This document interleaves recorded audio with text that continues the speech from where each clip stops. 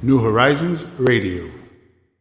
Bien, gracias por continuar con nosotros y como habíamos anunciado, pues en esta mitad del programa del día de hoy, Día de Acción de Gracias, pues también tenemos nosotros acá en nuestros estudios a personitas y colaboradores de nuestra empresa con la que también damos... Culpables de las harturas.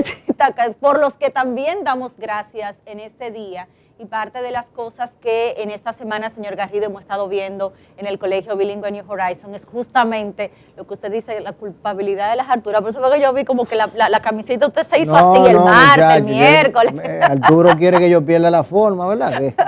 Que él no sea de manera muy intencional. Sí, él está promoviendo. No, pero la realidad es que este Native American Food Festival es una actividad que yo, cuando empecé a evaluarla el martes de la semana, en esta semana, yo dije, caramba, pero qué pena que yo no tuve una experiencia así cuando yo estaba en el colegio. O sea, a mí me enseñaron las tribus y los diferentes, digamos, estructuras de los indígenas norteamericanos y americanos, porque incluye los aztecas, los taínos, etcétera, pero era en blanco y negro. Eso era exacto. O sea, en la época tradicional. Mucho menos, ahí había niños que tenían hasta videos de los navajos haciendo baile y exposiciones.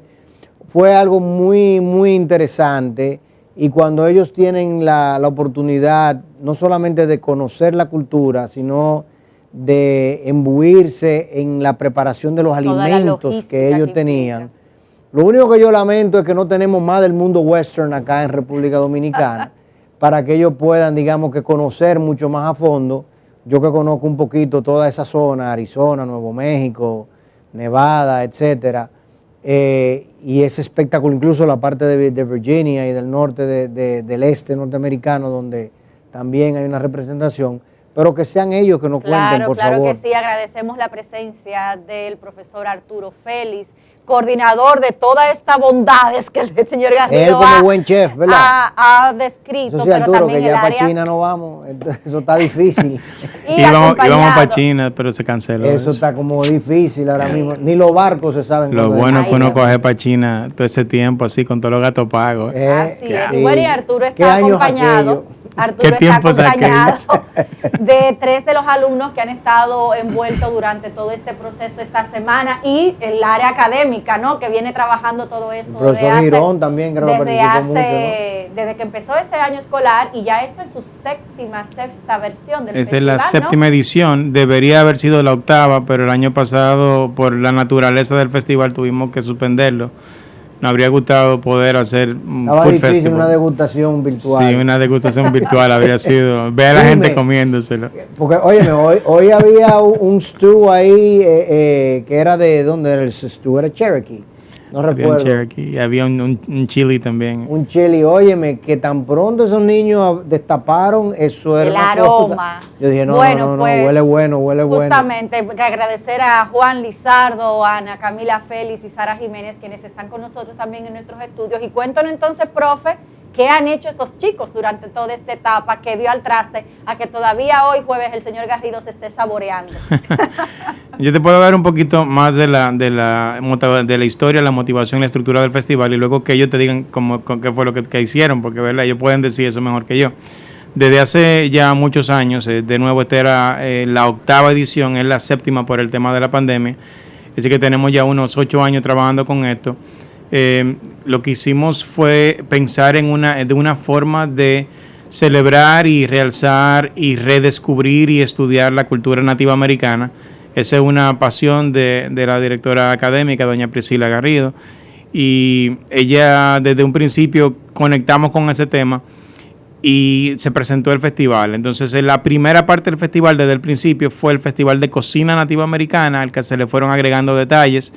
En la última versión, antes de la pandemia, nosotros tuvimos inclusive el Festival de Cine Nativo Americano. Pensamos volver a seguir ampliándolo.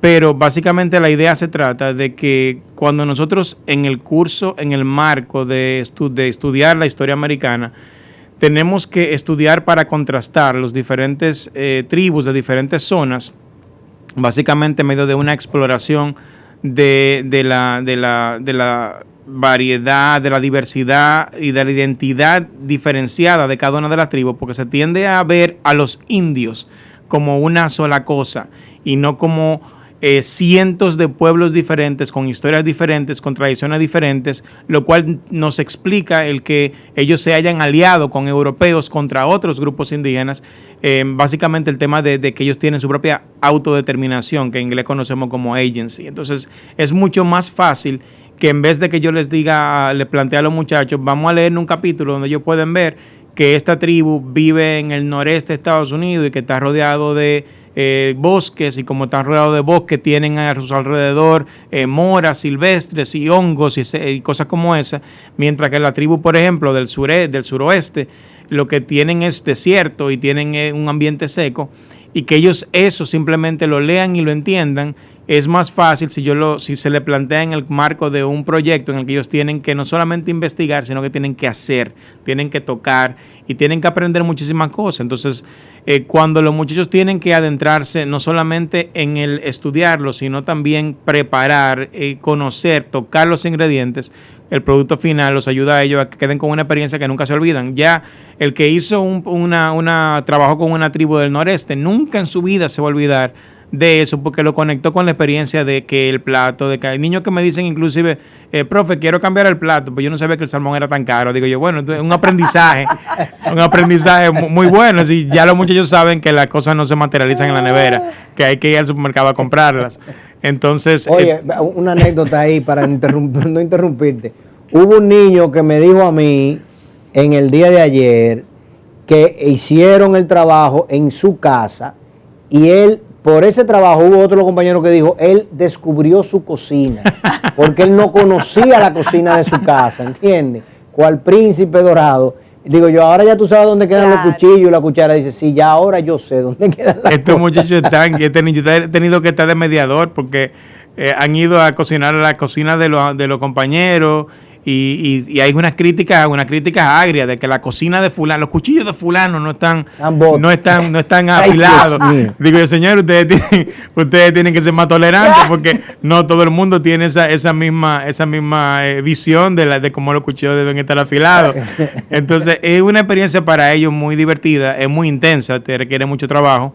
Pero al final, inclusive hoy les decía a los muchachos, nosotros teníamos un festival que está programado para que ellos terminen a las 11, pero se extendió y ya tenían 4 o 5 horas ahí, estaban bien cansados los muchachos, pero digo, mira, esto es todo el aprendizaje de la vida, no solamente en la parte de los costos, de la preparación, de la cocina, de la experiencia, de que tienen que grabar unos videos que tenemos que subir a un website del festival, sino hasta de norma de buena conducta y de cómo ser un buen anfitrión y de cómo ser amable con nuestros invitados. Ese tipo de cosas también se aprenden. La calidad de los jueces, porque tú trajiste unos jueces.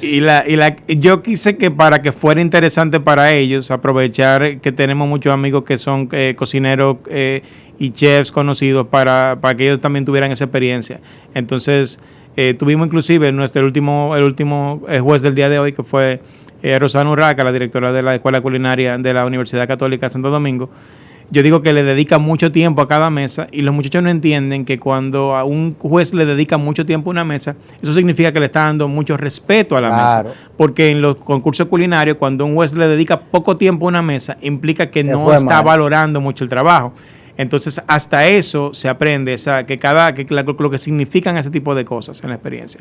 Entonces, yo creo que ellos le podrán dar más detalles de cómo fue la película desde el punto de vista de ellos.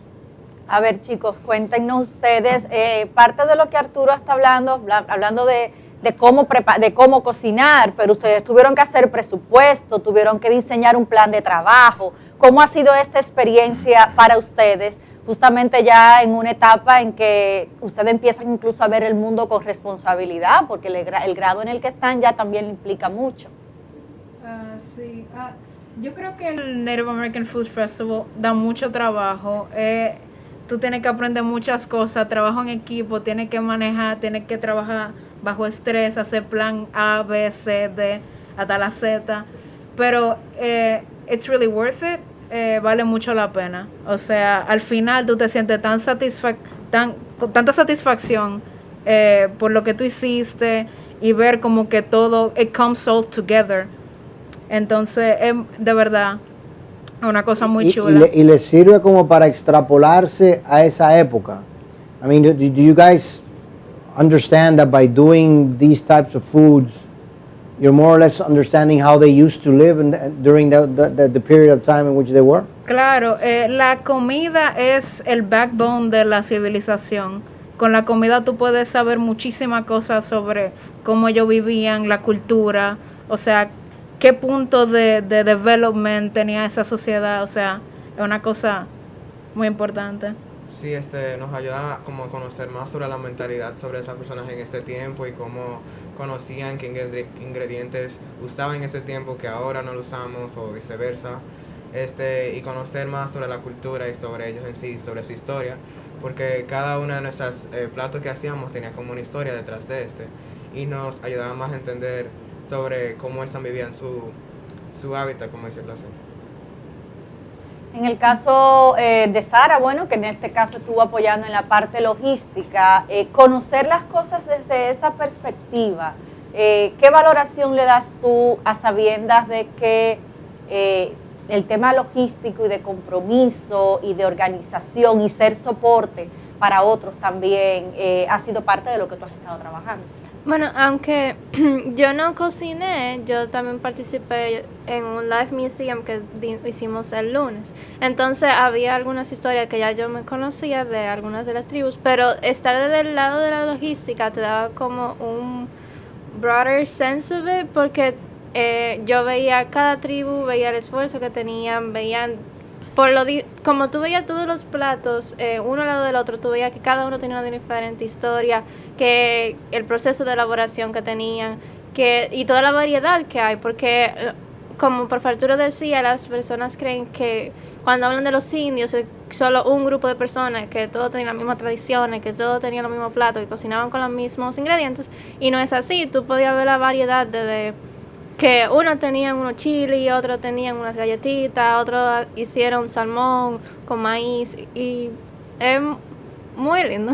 Y para ustedes que son chicos ya críticos, como decíamos hace un ratito, el poder aprender de esta forma, ¿qué valoración les da? Porque, por ejemplo, ustedes estuvieron recientemente aprendiendo de ciencias en el campo, justamente, y ahora están teniendo otro tipo de aprendizaje en la cocina, en la logística, en el aspecto económico. ¿Qué valoración le dan ustedes? Que obviamente es una generación bastante privilegiada si la vemos desde ese aspecto, no con el libro en blanco y negro. Bueno, yo creo que es un gran respeto a nuestra inteligencia primero, porque yo siento que el sistema educativo de antes no respetaba la inteligencia de una persona que ya es casi un adulto. Oh, wow. Entonces yo creo que sí, que... ¿Cómo así? Sí. Es una rebelde. No, con causa o sin causa. Mente que es difícil que educar mentes que piensen independientemente. Eso, Yo le digo a mis hijas que gracias a Dios y lamentablemente simultáneamente son bastante independientes de cómo piensan, y yo les digo que cuando ellas me expresan su desacuerdo conmigo, a veces yo, a pesar de que estoy enojado, siento también orgullo, porque digo, mira, qué bueno que pueden pensar por ellas mismas. Sara te hablaba de el festival tuvo básicamente 3 layers, tres capas, y una en la que ella participó activamente fue en el Museo Vivo, y es una forma diferente. Yo les decía a ellos, yo no quiero displays, yo no quiero nada que no esté en su cabeza. El display son ustedes. En el Museo Vivo tenían un personaje que era un personaje histórico de una tribu, y ellos lo describían ante un público, y luego el personaje cobraba vida y hacía una historia propia. Y esa forma es una forma muy interesante, muy diferente de hacer una presentación. Entonces quizás de esa parte Sara te puede hablar un poquito más, porque ella participó en la parte del Museo Vivo, que fue una de las 3 partes. La otra era el tema de la tribus del Amazonas y cultura y arte de los nativos. Sí, como ya el profe Arturo dijo, los grupos estaban integrados de 4 o 5 personas. Se hablaron sobre 5 tribus, y habían 5 personas que eran como los personajes históricos, que ellos, las personas primero daban una breve introducción como de la locación, como para darle un setting al público, como locarse donde vivían, cómo era su estilo de vida, qué tan desarrollado estaba la tribu, y luego la persona como que el personaje les daba vida a eso, y como el público se sumergía en esa tribu y le daba como otro sentido, porque muchas veces cuando tú lees un libro o ves un video, tú estás viendo la imagen, te dicen toda la información, pero tú realmente como que no picture it all, como que tú tienes toda la información, pero está confuso. Entonces, hacer el Life Museum le daba otro punto de vista y aprendimos mucho. Profe, dos cosas, una observación y otra una motivación para futuro. Con relación a la observación, a mí me llamó mucho la atención de que no todos los platos eran de la misma época. O sea, habían platos aztecas de hace 500 años y habían platos que eran del siglo XVI, siglo XVII, siglo XVIII.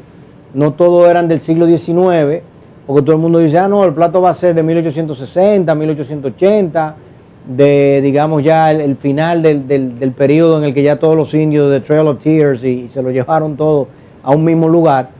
Habían platos que eran realmente antiguos, ¿no? Y que en muchos casos, bueno, trataron de emular y, como tú bien planteabas y provocabas, trataron también de crear de mejorarlo. Y hubo otros que me dijeron, mire, yo teníamos 3 platos, pero estos 2 eran muy feos, o sea, era algo que ellos se lo podían comer, pero no había forma, o sea, nosotros no íbamos a traer eso aquí. También era algo, yo decía, bueno, pero es que son críticos realmente. Ellos dicen, yo tengo una imagen que proteger, por ponerlo de una forma. Yo voy a traer algo que sea apetecible, que sea agradable a la vista, al gusto y al tacto de hoy en día, no necesariamente como era antes. Y una motivación para el futuro, ya este Native American Festival, debemos de pasarlo de la comida e incluir la danza, como el tema de los navajos, ¿verdad? Que vimos allí, y la vestimenta y algunas cositas más, y eventualmente, aunque sea en el rancho, poner un tipi y ponerlo allí, ¿verdad? No, de hecho, y que hagamos algo más alegórico. En otros años hemos hecho danza, hemos hecho música. Sí. Como le decía, el festival se fue abriendo y en el último año tuvimos no solamente todo eso que usted dice, sino también que tuvimos el festival de cine. Tuvimos inclusive 2 películas que fueron presentadas aquí por primera vez. Tuvimos preview aquí en New Horizons. Claro que ahora estamos como que reiniciando y comenzamos por el core. El core del festival siempre fue el tema de la cocina. Lo que usted dice es cierto. Yo tratamos de no darle demasiado frame, demasiado marco referencial, porque mientras más específico el marco referencial, más complicada es la investigación. Entonces les dejamos libertad de que ellos elijan la tribu, de que tratamos de que no la repitan demasiado. Y entonces utilizamos el tema de que ellos tengan libertad de elegir el periodo histórico, siempre y cuando ellos puedan explicar sus ingredientes, porque como usted dice, si usted tiene harina de maíz y eso se retrae a Inner Removal de los 1830, usted tiene que poder explicar eso, o poder explicar o dar una excusa, decir, mira, yo le agregué pimienta porque queríamos darle un poquito más de sabor, porque también hay una competencia de cocina, pero en realidad siempre lo importante es que ellos sepan lo que busca el ingrediente. Tratamos de que sean auténticos, pero la experiencia inicial del festival nos llevó a que nos alejáramos de ser demasiado auténticos, porque el paladar moderno no resiste demasiada autenticidad. Le comentaba que nos pasó hace unos años que tuvimos un plato que quizás es el plato más auténtico que yo he probado en mi vida, y es también el plato y la experiencia culinaria más horrible que yo he tenido en mi vida. Entonces era un plato de cocina inuit, básicamente la cocina de los esquimales es una cocina bastante diferente a la comida que nosotros estamos acostumbrados. Muy cargada de... Yo les decía que la textura era como comer arena, se veía como petróleo, y el sabor era como de pescado podrido. Ay, me imagino que era un energy bar, tenía muchísimas calorías, sumamente nutritivo, pero no creo que es un plato que todo el mundo lo entiende. Pero eso es para los presos. No, pero la temperatura, claro. Un plato de supervivencia. Claro. Estamos hablando de que un plato con grasa de ballena es la base. Esos son sabores muy intensos. Pero ¿y cómo lograron, ya me picó la curiosidad, cómo lograron condensar todos esos ingredientes? Los estudiantes de New Horizons son súper, tienen muchos recursos, son súper resourceful, lo piden la cosa por Amazon, la buscan donde se encuentran, donde sea, y al final terminan con un plato extraordinariamente auténtico, pero que yo le pedí que nunca más en su vida lo repitieran. No. O sea que ganó el único Oscar que se brindó en ese momento. Autenticidad 100%, pero la parte no recomendado. Bueno, sin duda el aprendizaje y la experiencia y el legado para la vida, ¿verdad? Queda aquí como huella en este tipo de iniciativas. Tú sabes que ese festival a mí me causa tristeza, ¿no? Porque cuando uno piensa en esas poblaciones y como están hoy en día y los problemas que tienen las reservaciones indígenas y las propias poblaciones que viven de esa forma y que han querido mantener sus tradiciones, su espiritualidad, la manera como aprecian la naturaleza e interpretan la naturaleza, y cómo el hombre blanco, el hombre europeo, el colonizador, pues los ha destruido. Uno siente como una alegría de que los jóvenes lo conozcan, pero al mismo tiempo choca mucho uno con esa realidad. Y uno dice, caramba, en el caso, por ejemplo, de la nuestra, la perdimos por completo. Y el valor a lo diverso. Aunque el profesor Arturo tiene sangre taína y por eso lo preservamos. Lo vamos a mantener aquí en Formol. Eso es una de las cosas que yo creo más bonitas. Vamos a poner profesor. Una de las cosas más bonitas que tenemos nosotros precisamente, que nosotros estamos enseñando historia revolucionaria. No estamos enseñando historia en base al libro que escribió A People's History of America. Roberto Casá hace 60 años, sino que estamos utilizando lo último que se está discutiendo en los ámbitos entre los historiadores actualmente, lo que está publicando, por ejemplo, el Smithsonian hace 5 años está publicando que los taínos no desaparecieron. Porque nosotros sabemos que a partir de la tecnología que conseguimos en el 2000 de ADN, ya sabemos que tenemos personas en las islas con 30 y 40% de ADN taíno, lo cual implica que el modus vivendi evolucionó, pero los puertorriqueños, los dominicanos y los cubanos, no olvidamos que éramos taínos, pero no dejamos de serlo. Correcto. Olvidamos para alguna cosa, porque las arepitas de yuca son muy buenas. Riquísimas, y el casabe. Se mete uno para la loma y encuentra gente haciendo cosas con la misma técnica que usaban los taínos hace 400 años. Así mismo es. Bueno, sin duda una conversación rica al paladar. Y un proceso educativo muy interesante para los muchachos. Yo los felicito, profe, y a ustedes, los estudiantes. Make us proud, como siempre, y me alegro que hayan aprendido tanto y disfrutado tanto, porque a todos los que le pregunté decían, ¿en qué casa lo hicieron? En fulano. Sí. Did you have fun? Yeah, we had a ball. Bueno, hubo una mamá que me contaba la experiencia de que imagínate tú, aquel grupo eran 4 varones y una hembra. Vi varios grupos así, que eran 4 varones. 4 varones y una hembra. Como ESPN aquí. Y el dueño de la casa, gracias a Dios fue el dueño de la casa, metió en el aceite el colador de la pasta. Ya usted sabe. Que se armó ahí, pero eso es parte de la experiencia. Gracias por haber estado con nosotros en esta mañana. Y bueno, nosotros aquí seguimos celebrando el Día de Acción de Gracias y damos gracias también por ustedes y cada uno de sus familias. El pavo en el New Horizon Gastronomy. Happy Thanksgiving. Así es, señores, mañana a las 11 una vez más en directo en este espacio New Horizons Radio, la voz alternativa de la comunidad educativa. Feliz resto del día. New Horizons Radio.